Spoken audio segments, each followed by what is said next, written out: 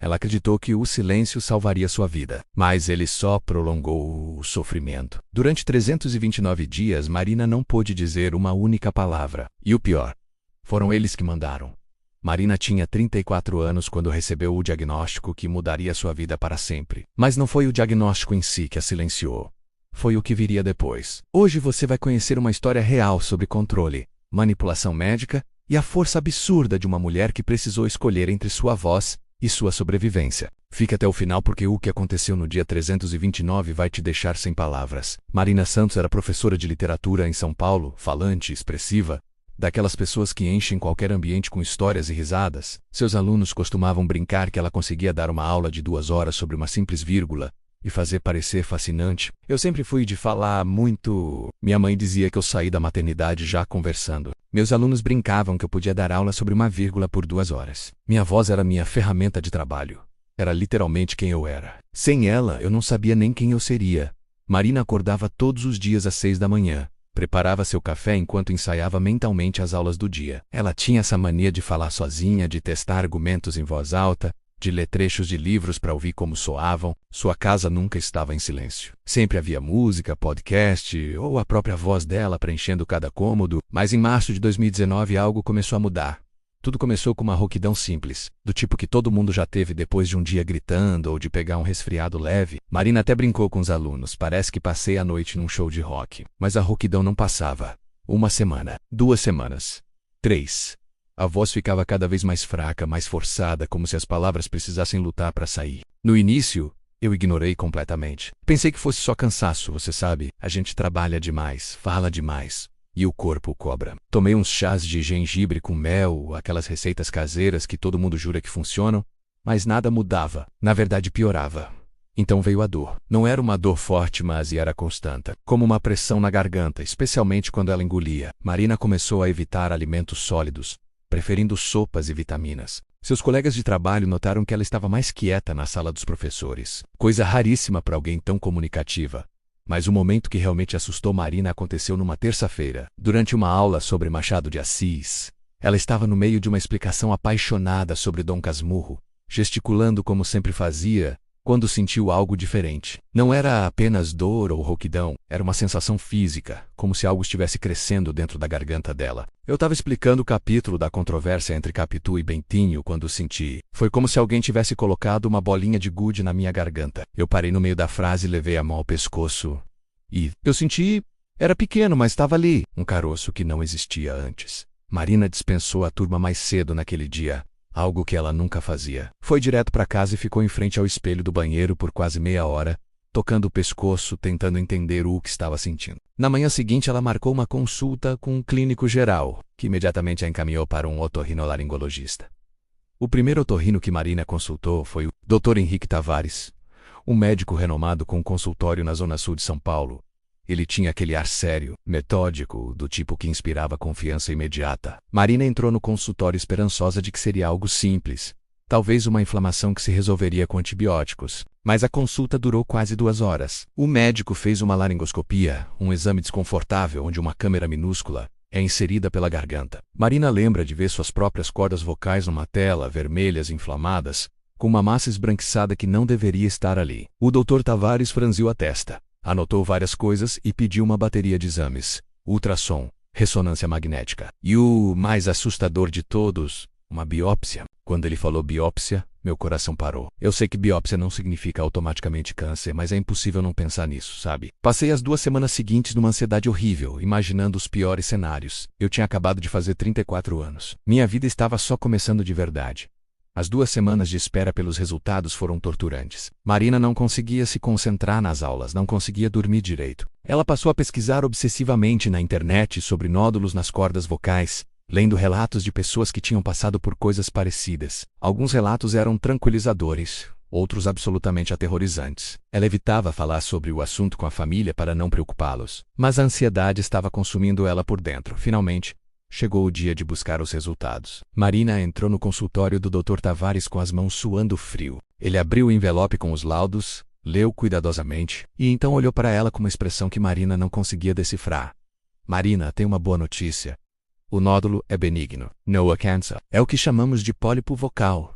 causado provavelmente por esforço repetitivo das cordas vocais e talvez algum refluxo gastroesofágico não tratado. Marina respirou pela primeira vez em 2 semanas. Benigno. Não era câncer. Ela sentiu as lágrimas escorrendo pelo rosto enquanto agradecia a todos os santos nos quais ela nem acreditava direito. Mas a sensação de alívio durou apenas alguns segundos, porque o médico continuou falando, mas precisamos tratar isso com muito cuidado. O pólipo está numa posição delicada. Você vai precisar fazer uma cirurgia para remover, senão ele vai continuar crescendo e pode comprometer permanentemente suas cordas vocais. E antes da cirurgia, há um protocolo que você precisa seguir rigorosamente. Marina enxugou as lágrimas e se endireitou na cadeira, pronta para ouvir. Ela pensava que o médico falaria sobre dieta, remédios, talvez fisioterapia, mas o que ele disse a seguir congelou o sangue nas veias dela. Você não pode falar. Absolutamente nada. Nem um sussurro, nem um pigarro, nem uma tosside forçada. Repouso bucal absoluto. As cordas vocais eles precisam estar em estado de menor atrito possível antes da cirurgia. Eu achei que tinha entendido errado. Pisquei várias vezes e perguntei. O senhor quer dizer que eu preciso falar menos? Ele balançou a cabeça. Não, Marina. Você não pode falar. Nada. Zero. Silêncio completo. Marina sentiu o chão desabar.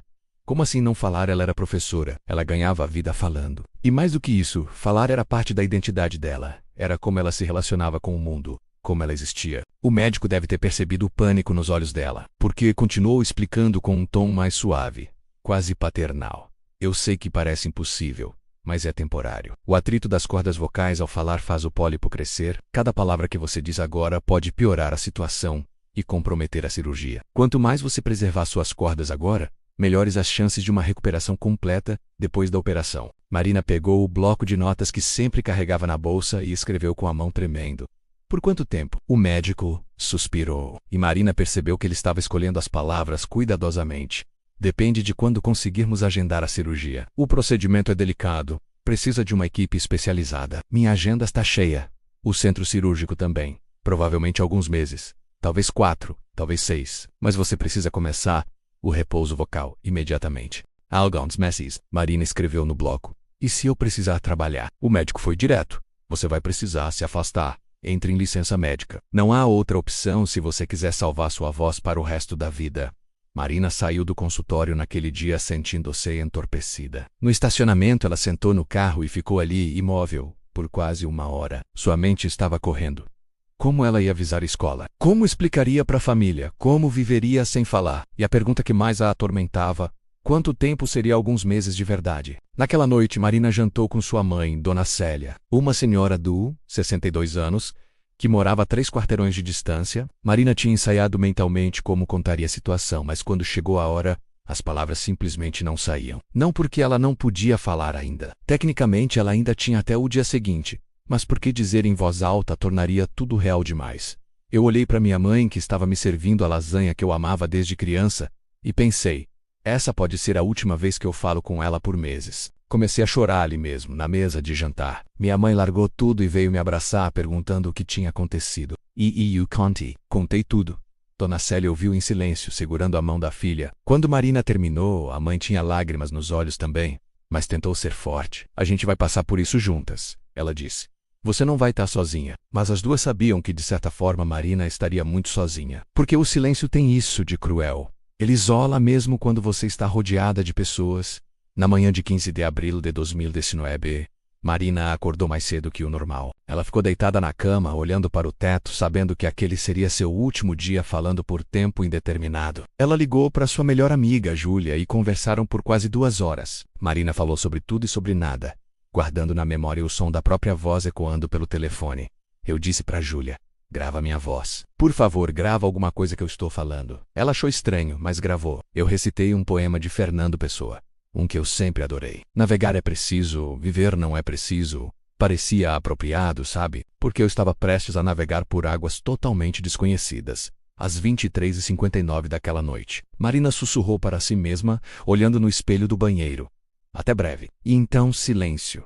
Silêncio absoluto. Os primeiros dias foram surrealistas. Marina acordava pela manhã e, por puro hábito, começava a falar sozinha enquanto preparava o café. Mas se interrompia no meio da primeira sílaba, tapando a boca com a mão como se tivesse quase cometido um crime. Ela tinha comprado 1 dúzia de blocos de notas pequenos que caberiam em qualquer bolsa. Também baixou vários aplicativos de texto para voz no celular. Mas nada disso tornava a comunicação menos frustrante. Tentar pedir um café na padaria, escrevendo num bloco enquanto uma fila de pessoas impacientes esperava atrás dela era humilhante. As pessoas olhavam para mim com pena, com irritação, com curiosidade mórbida.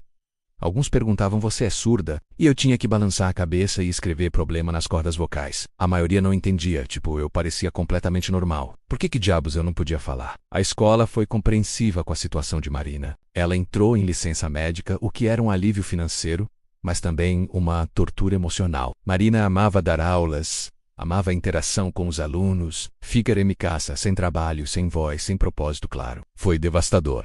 Na primeira semana, Marina ainda tinha esperança de que o tempo passaria rápido. Ela se mantinha ocupada lendo, assistindo séries, organizando a casa. Mas na segunda semana a realidade começou a pesar. Ela percebeu que não conseguia participar de reuniões de família, não podia atender telefonemas, não podia nem chamar o cachorro pelo nome. Sim, o cachorro. Marina tinha um Golden Retriever chamado Dom Casmurro, Bentinho para os íntimos. E Bentinho não entendia por que sua dona tinha parado de falar com ele. Cachorros respondem muito à voz, e Marina via a confusão nos olhos dele toda vez que ela apenas gesticulava ou batia palmas para chamar atenção. Mais uma perda pequena, mas dolorosa. No final do primeiro mês, Marina tinha desenvolvido uma rotina estranha. Ela acordava, tomava café em silêncio e escrevia em um diário sobre como estava se sentindo, porque falar consigo mesma estava proibido também menos e passava o dia tentando ocupar a mente. Mas a solidão era ensurdecedora. Teve um dia, acho que era uma quinta-feira do primeiro mês, que eu percebi que não tinha falado com ninguém o dia inteiro, nem por mensagem, nem por bloco de notas.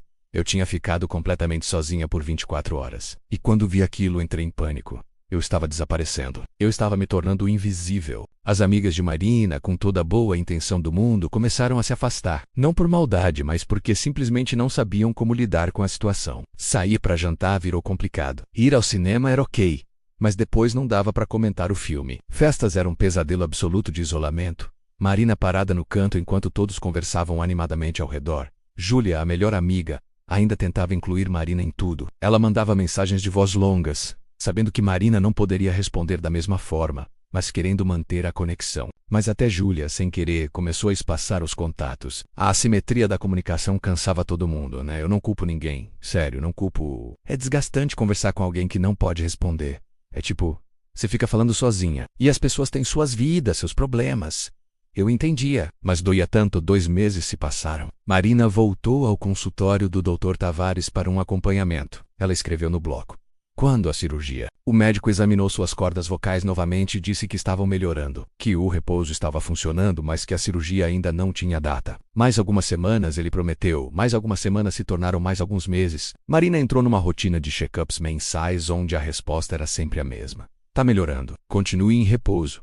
A cirurgia está próxima. Mas nunca tinha uma data concreta. Junho virou julho, julho virou agosto, e Marina estava perdendo a sanidade aos poucos. Ela começou a ter sonhos perturbadores onde gritava sem emitir nenhum som, onde sua boca se movia mas nada saía. Acordava suando frio, com a garganta doendo como se tivesse realmente gritado. A terapeuta que Marina começou a ver por videochamada menos porque sim. Até terapia tinha que ser adaptada. Disse que eram manifestações da ansiedade e do trauma que ela estava vivendo. No 4º mês de silêncio, em agosto de 2019, Marina teve seu pior dia. Era aniversário da mãe dela, e toda a família tinha se reunido para comemorar. Tios, primos, sobrinhos, todos falando ao mesmo tempo, rindo, cantando parabéns. E Marina ali sentada, sorrindo, mas completamente apartada de tudo.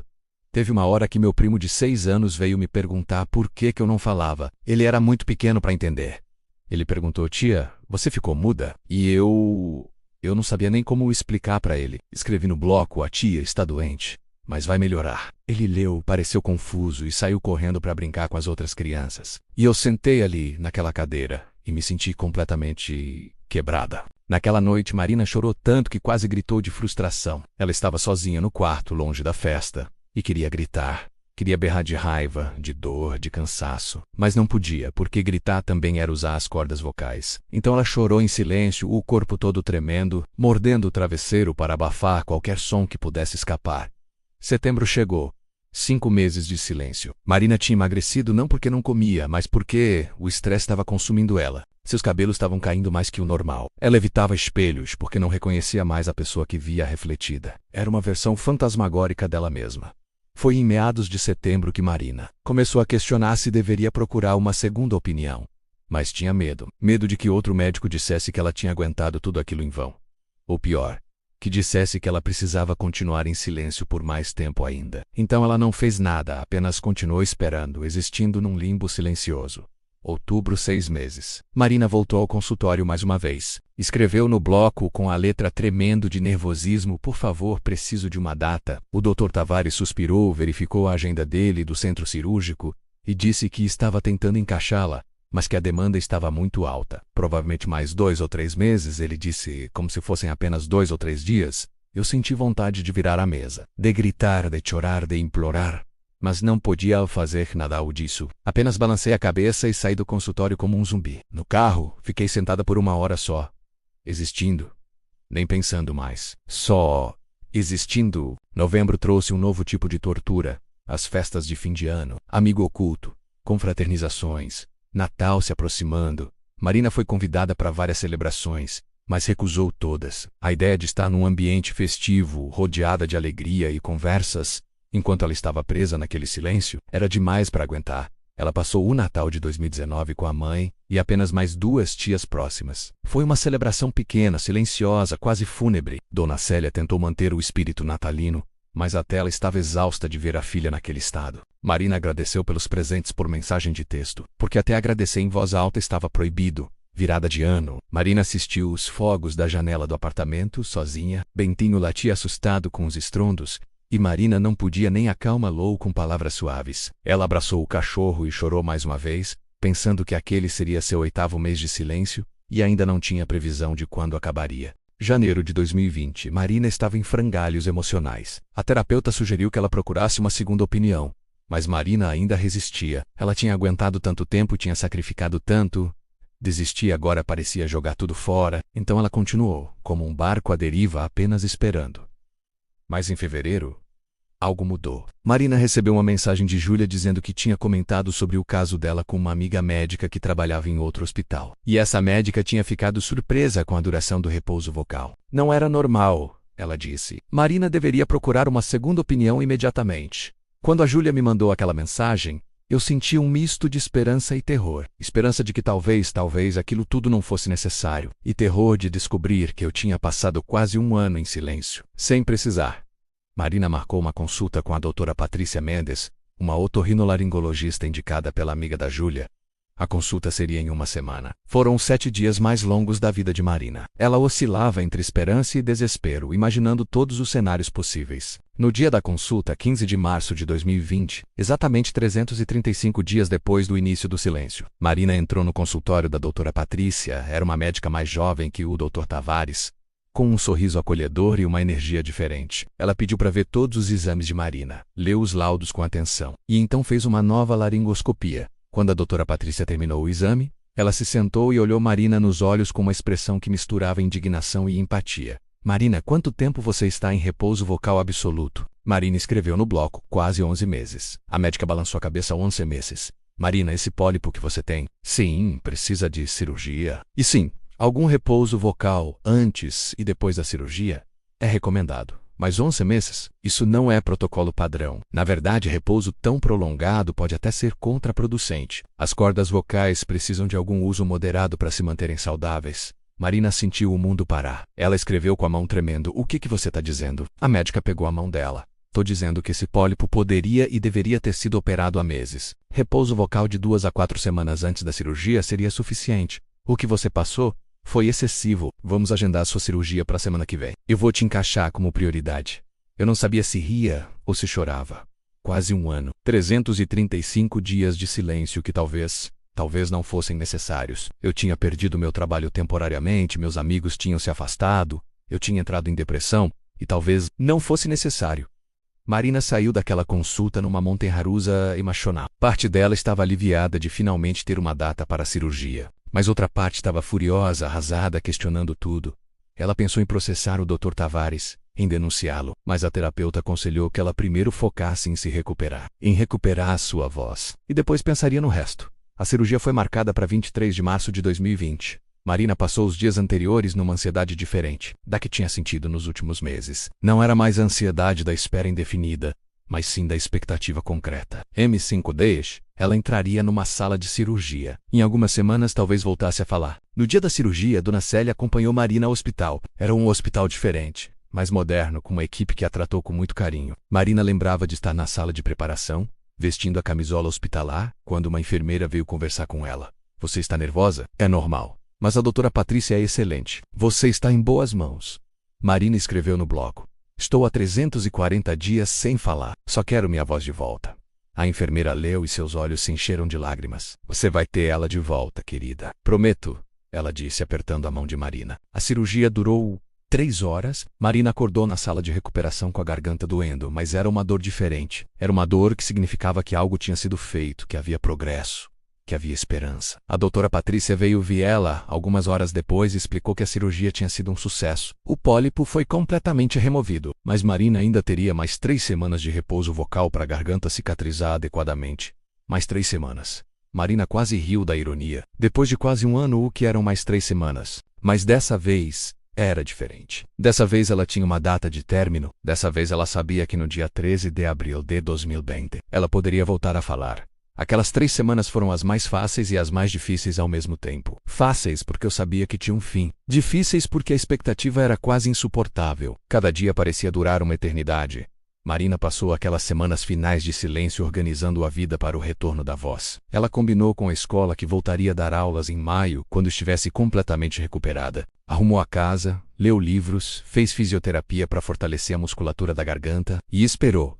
No dia 12 de abril, um dia antes do retorno autorizado da voz, Marina mal conseguiu dormir. Ela ficou deitada na cama, olhando para o teto, imaginando qual seria a primeira palavra que diria. Pensou em algo profundo, poético, significativo. Mas quando o dia 13 de abril finalmente chegou, às 7 da manhã, Marina se sentou na cama, olhou para o espelho na parede do quarto e simplesmente disse: "Eu existo." E então ela começou a chorar. Chorou ouvindo sua própria voz ecoando no quarto silencioso. Era uma voz diferente, um pouco mais fraca, um pouco mais rouca que antes, mas era dela, era real. Ela existia novamente. Marina repetiu, mais alto dessa vez: "Eu existo. Eu existo. Eu existo." E chorou ainda mais. Dona Célia, que estava dormindo no quarto de hóspedes porque tinha passado a noite lá para acompanhar esse momento, veio correndo quando ouviu a voz da filha. As duas se abraçaram e choraram juntas, sem dizer mais nada, porque às vezes o silêncio ainda é necessário, mas agora por escolha, não por imposição. Naquele primeiro dia, Marina falou pouco, algumas palavras aqui e ali, testando, sentindo como era ter controle sobre sua própria voz novamente. Ela ligou para Júlia, e quando a amiga atendeu, Marina simplesmente disse: "Oi." Foi a coisa mais bonita que Júlia já tinha ouvido. Eu passei aquele primeiro dia quase não falando, mas não porque não podia. Era porque eu estava reaprendendo o que significava ter voz. Cada palavra parecia um presente. Eu agradeci ao entregador de comida. Disse bom dia para minha mãe umas 20 vezes. Cantei baixinho no chuveiro. Coisas que antes eram automáticas agora eram sagradas. Nos dias seguintes, Marina foi gradualmente aumentando o uso da voz. A doutora Patrícia tinha orientado que ela fizesse isso devagar, sem forçar, mas também sem medo. As cordas vocais precisavam se fortalecer novamente. E isso só aconteceria com uso moderado e progressivo. Marina fez sessões de fonoaudiologia para recuperar completamente o controle vocal. Em maio de 2020, exatamente 13 meses depois do início de toda essa jornada, Marina voltou a dar aulas. Ela nunca vai esquecer o primeiro dia de volta. Entrou na sala, viu os rostos dos alunos que não a viam há mais de um ano, respirou fundo e disse: "Bom dia, turma. Eu sou a professora Marina, e hoje vamos falar sobre a importância da voz na literatura e na vida." A sala explodiu em aplausos. Alguns alunos choravam, outros riam de emoção. Todos sabiam o que Marina tinha passado, porque a história tinha se espalhado pela escola, e todos entendiam que aquela aula não era apenas sobre literatura, era sobre resistência, sobre sobrevivência, sobre encontrar sua voz novamente em todos os sentidos. Marina nunca processou o Dr. Tavares. Ela pensou muito sobre isso. Conversou com advogados, mas no final decidiu que não queria passar mais anos da vida dela presa àquele capítulo. O que ela queria era viver, falar, existir plenamente. E foi o que ela fez. Ela voltou a sair com as amigas, voltou a cantar no chuveiro, voltou a ler poesia em voz alta. Pequenas coisas que antes eram banais agora tinham um significado profundo. Marina desenvolveu uma gratidão intensa por cada conversa, cada palavra, cada som que saía da sua boca. Ela também começou a dar palestras sobre sua experiência. Foi convidada por escolas e universidades. grupos de apoio a pacientes com problemas de voz. Marina transformou seu trauma em propósito, ajudando outras pessoas a entenderem a importância de buscar segundas opiniões médicas e de nunca desistirem de questionar quando algo não parece certo. Eu aprendi que nossa voz não é só sobre emitir sons, é sobre ser ouvido, é sobre existir no mundo, é sobre se fazer presente. E ninguém deveria ter que abrir mão disso sem questionar, sem buscar alternativas, sem lutar. Marina também aprendeu sobre resiliência de uma forma que nunca imaginou que precisaria. Ela descobriu que o ser humano é capaz de se adaptar a quase tudo, até mesmo ao silêncio forçado. Mas também aprendeu que só porque você podemos aguentar algo, não significa que você deveria, hoje. 5 anos depois, Marina ainda dá aulas de literatura. Sua voz está completamente recuperada, mais forte até do que antes da cirurgia. Ela escreveu um livro sobre sua experiência chamado 361 Dias de Silêncio, que se tornou um pequeno best-seller e ajudou inúmeras pessoas que passam por situações médicas complicadas. Bentinho, o Golden Retriever, ainda está com ela, agora um pouco mais velho e preguiçoso, mas ainda respondendo alegremente quando ela o chama pelo nome. Dona Célia a visita todas as semanas para jantar, e as duas conversam por horas sobre tudo e sobre nada. Aproveitando cada segundo de conversa, Marina mantém até hoje o hábito de escrever em seu diário, mesmo podendo falar. Ela diz que escrever a ajuda a processar as emoções de uma forma que falar não consegue, mas agora ela tem a escolha, e essa escolha faz toda a diferença. Tem gente que me pergunta se eu tenho raiva do tempo que perdi em silêncio, e a verdade é, não é tão simples. Claro que eu gostaria que tivesse sido diferente. Mas aquele silêncio me ensinou coisas sobre mim mesma que eu nunca teria aprendido de outra forma. Me ensinou a ouvir melhor, me ensinou a valorizar cada palavra, me ensinou que eu sou mais forte do que imaginava. Mas a lição mais importante que Marina quer compartilhar com o mundo não é sobre força ou resiliência. É sobre autonomia, sobre o próprio corpo e sobre o próprio tratamento de saúde.